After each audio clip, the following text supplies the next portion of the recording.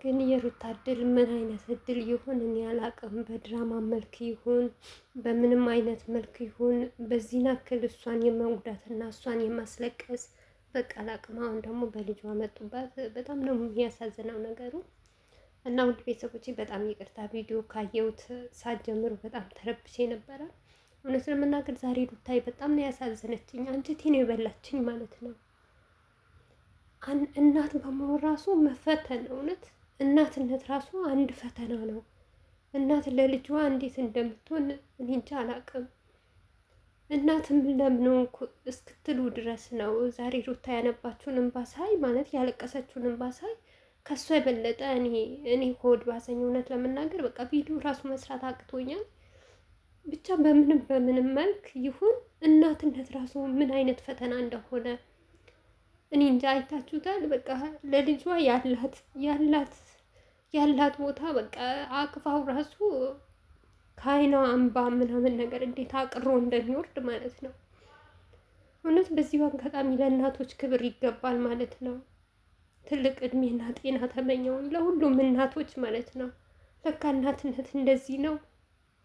እውነት እኔ እናቴን አስታወሰችኝ ሩታ ዛሬ ማለት እናቴ ለእኔም እንደዚህ ሆና ነው ወይ እንዲህ ነው ወይ ተንገብግባ የሆነችልኝ እስከ ድረስ ደርሻለሁ። እና በቃ ውድ ቤተሰቦቼ ትንሽ የሆነ ዛሬ በጣም ተረባብሻለሁ። እኔ አይደለም ሩታ እንደዚህ ስታለቅስና እንደዚህ ከፍቷት ሳይከፋትም ራሱ ሆድ ይብሰኛል። ከእሷ ጋር ነው የማለቅሰው። የዛሬ ቪዲዮ በጣም የሚያሳዝን ነገር ነው። ብቻ ሩታዬ ካልሆነም እንዳሉሽም ብትወጪና ለትንሽ ጊዜ ያው ባታርፊም እናት አባትሽን ቤት ማረፍ የማይሰጡሽም እናውቃለን። ግን ለትንሽ ጊዜ እንደው እረፍት ብታርጊ ወይም ደግሞ የራስሽን ቤት የሆነ ቤት ለማንም ሳታሳይ ተከራይተሽ ብትወጪ ደስ ይለኛል። ምክንያቱም በዚች ቤት ነው ሁሉም መከራና ፈተና የሚመጣብሽ። ብቻ ምንም መናገር አልፈልግም። ይሄን ዛሬ ይቅርታ አድርጉልኝና ማለት ነው።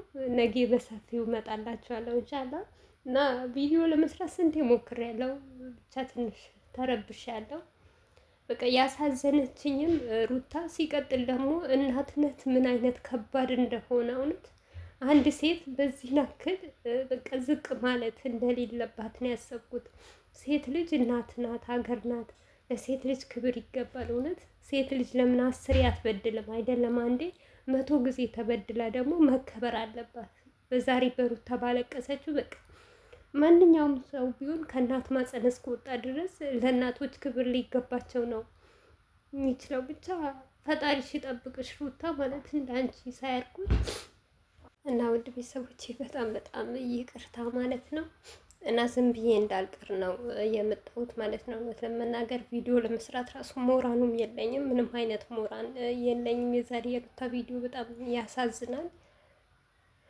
ብቻ ምን ብዬ እንደምነግራችሁ አላቅም። አይታችሁታል ብዬ ተስፋ አደርጋለሁ ማለት ነው። በዚሁ አጋጣሚ እንግዲህ ፈረንጂ ሁልጊዜ ከጎኗ ነው።